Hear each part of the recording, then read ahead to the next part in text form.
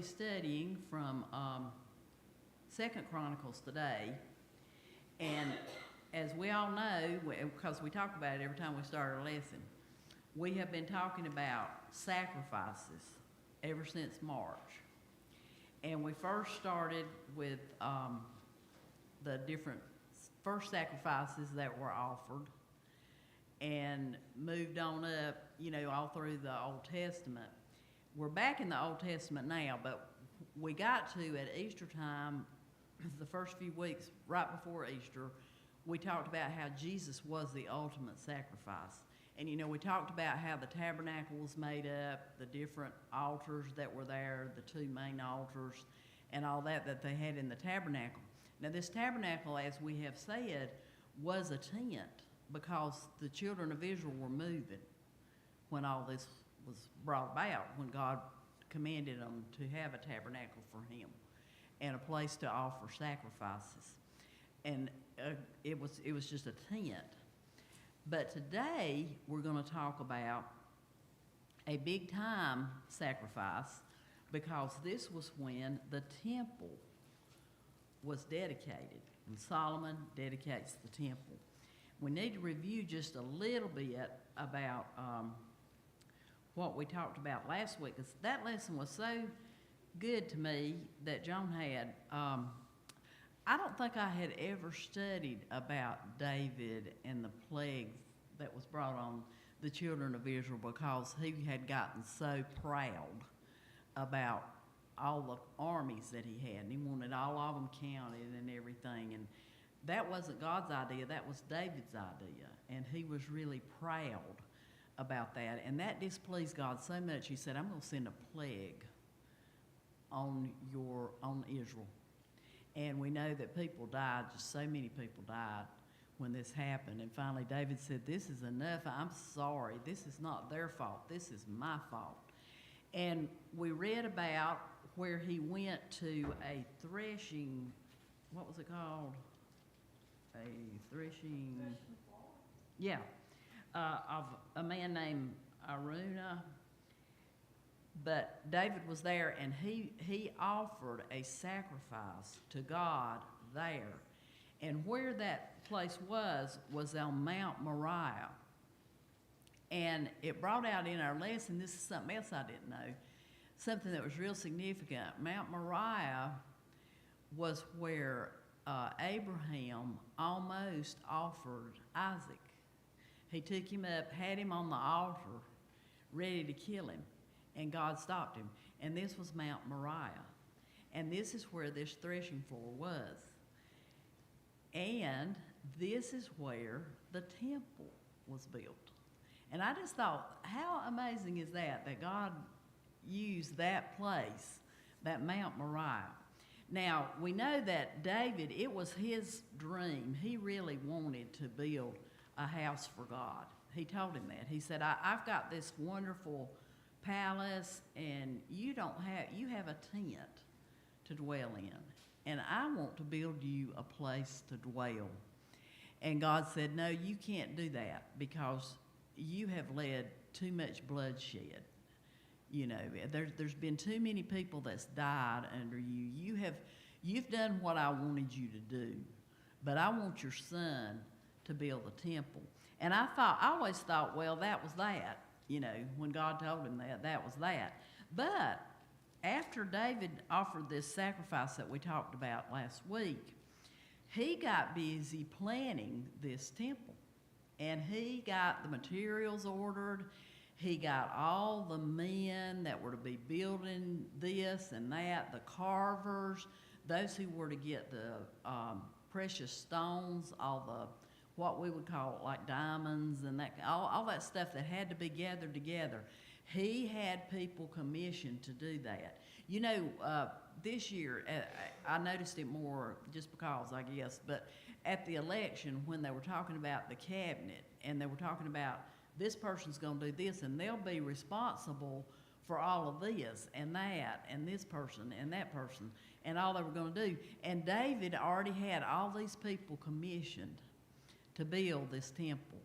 And it was thousands of people that he had already, got to do. And then he got busy, And he appointed, he made sure that there was enough fighting men around in case somebody caused trouble. He also he made sure that the Levites, you know, it was the line of Aaron. The Levites then were to be the priests, and he made sure that they were all lined up, that they were all trained, and that everybody under them was trained, and that they had all that they needed. He got had different divisions of priests, and then I thought it was so amazing because he even got singers. It says in the 25th chapter of 1 Chronicles that he got a group together to be the singers. And there were several people that were to be the ones responsible for music in this temple. Right down to the singers. And also, he got gatekeepers who were to be out front. You know, there was the courtyard, and there would be the gatekeepers there to let people in. I guess that'd be like our ushers. He had treasurers to make sure that all the monies and all the offerings and everything that was to bring in was there. And he drew out the plans for the temple. So he had everything all set. He also asked people to bring in gifts for the temple. And all this was gathered up. And then when David got old enough that he just couldn't do anymore, he acknowledged Solomon as the king.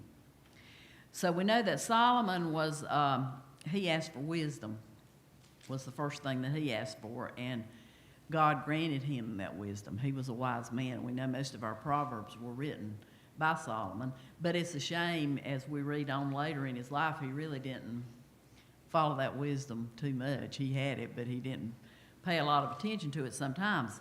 But in these first few chapters of 2 Chronicles that we're going to be talking about today, Solomon built this temple. And he didn't build it in like 2 years. It took 7 years for this temple to be built. Everything was exquisite. Everything was in the place that it should be. And everything was just as God wanted it to be, even down to the number of pillars and, you know, everything. It all had to be just right. And Solomon oversaw all of that. Then in the 6th chapter, the people are gathered together as Solomon is getting ready to dedicate this temple. What a big day this must have been, because all of Israel was involved in the building of this temple. Like I said, there was thousands of people who were involved in the putting together of this temple in the way that it should be. And I look back because I thought we studied about the prayer that Solomon prayed when he dedicated this temple. Back in the beginning of our book, back in October or something, we studied about this because back then we were studying about worship. And isn't it amazing? I think this year our book has been especially good, leading us in a good direction, because we started out worship, then we started out, we studied about kings, and when Jesus was born, then he was the ultimate king. We knew that. And then we go into the sacrifices and the altars and all of that. All of this is centering around worship. But the prayer that Solomon prayed was so good. And it's just about the whole 6th chapter of 2 Chronicles. Sometimes read through all that. We won't have time today. But it was just such a good prayer. He thanked God for bringing him to that place. He thanked him for David and for the promises that he had made to David. And he said, you promised him that he would always have somebody on this throne of his lineage. You promised him that. Fulfill that promise. He asked him to please forgive the people's sins. He said, and when we sin, as we will. You know, it was a preemptive prayer there. He said, when we sin, please forgive us when we sin. But then we go in today in the 7th chapter, and we're going to start with the first verse.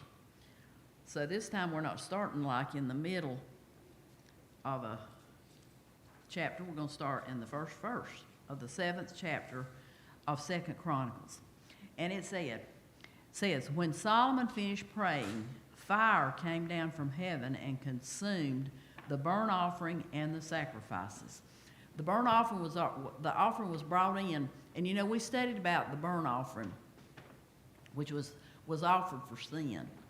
And then the blood was sprinkled everywhere, and the high priest was to go back then into the Holy of Holies and offer that on behalf of the people. But this sacrifice was there on the altar, and when Solomon finished praying, then fire came down and consumed all of it, and all the sacrifices that the people had brought. There's several, it mentioned in our commentary, there's several times that fire being brought down meant something. And a lot of times it was personal. When Aaron's sons had offered a strange fire, it said, I don't know what kind of strange fire it was. They did something on the altar that was forbidden to do, though, the kind of fire that they built. And when that happened, God's fire came down and consumed them. So that's in Leviticus. In Numbers, when the children of Israel were complaining so much, they kept complaining that they didn't have this to eat, didn't have that to eat, and things, once they thought about it, things probably were better back in Egypt, and they just kept complaining, and fire came down and consumed them. There were several times that fire consumed them. And it says, after this fire, in 1b, it says, and the glory of the Lord filled the temple. I just can't imagine how that might have felt. You know, sometimes you get so moved when you're in the presence of God, you can almost feel His glory. But they saw His glory. I imagine it was just bright. Don't you bet? Just a bright, bright light there shining. But the glory of the Lord filled the temple, and it said in the second verse, the priests could not enter the temple of the Lord because the glory of the Lord filled it. The priests couldn't even go in there because they could see from the outside that His glory was full of, had filled up that temple. When all the Israelites saw the fire coming down and the glory of the Lord above the temple, they knelt on the pavement with their faces to the ground, and they worshiped and gave thanks to the Lord, saying, He is good. His love endures forever. And this is in a psalm, Psalm 136, it says here in our book. But that is repeated over and over. His love endures forever. His love endures forever. On and on. And we need to remember that in our lives always, that God's love endures forever. We need to write that down somewhere so that when we're going through hard times, we can look at that and remember the character of God and remember that His love does endure forever. And that's what these people said, oh, He is good. His love endures forever. We've got this beautiful temple and He's in it, and His love endures forever. Then in verse 4, we're going to go kind of fast because we're running out of time. Then the king and all the people offered sacrifices to the Lord. So everybody offered a sacrifice. And they didn't do that, they couldn't have done all that in the temple because there was all these thousands of people there. And when we read about what they sacrificed, we're going to know they couldn't have done all this in the temple. And normally the king could not offer, that wasn't part of his thing to offer sacrifices, or the people. This was God, this was the priest's job, you know, to offer these sacrifices. But in this situation, the king was. It says, and King Solomon, listen to this, King Solomon offered a sacrifice of 22,000 head of cattle and 120,000 sheep and goats. So the king and all the people dedicated the temple of God. He had got together 22,000 heads of cattle and all these sheep and goats. I mean, just think about that.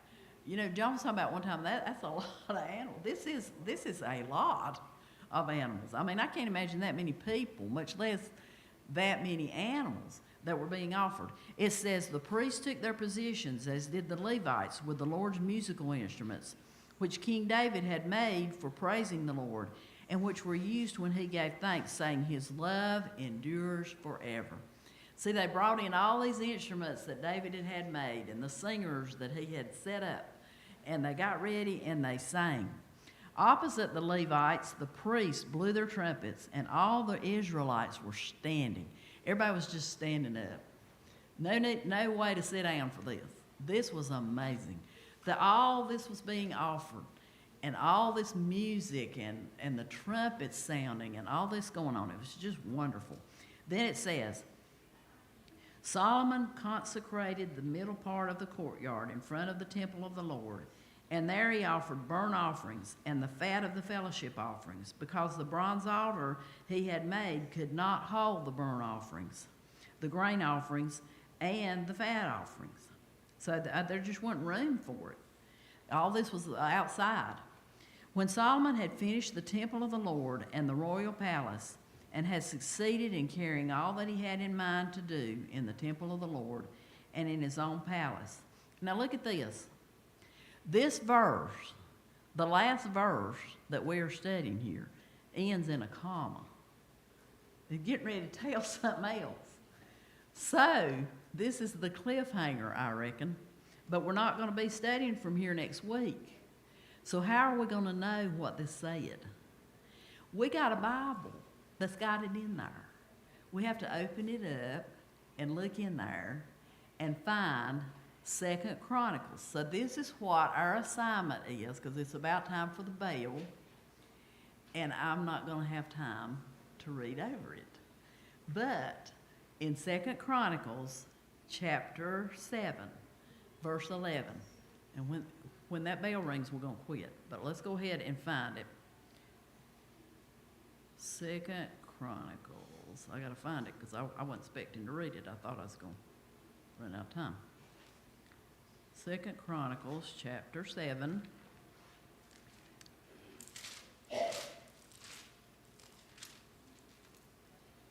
All right, verse 11. I've got my NIV here, so it says, when Solomon had finished the temple of the Lord and the royal palace, and had succeeded in carrying out all he had in mind to do in the temple of the Lord and in his own palace, the Lord appeared to him at night and said. So, the Lord appeared to him. That's what happened. The Lord appeared to him. And what did he say? There's several things that he said to him. He said, I have heard your prayer and have chosen this place for myself as a temple for sacrifices. When I shut up the heavens so that there is no rain, or command locusts to devour the land, or send a plague among my people, listen to this, if my people, who are called by my name, will humble themselves and pray, and seek my face, and turn from their wicked ways, then I will hear from heaven, and will forgive their sin, and will heal their land. How many times have we said that verse? And that's the context of what that came from. Solomon had laid down to sleep after all this had taken place, and God spoke to him and promised this. This is our promise. Just continue reading on that as you go, because there's a lot of good things in here. It's amazing. The Old Testament, you know, you think it's not interesting. Oh, yeah, it is. But everybody have a good week, and mothers have a good day.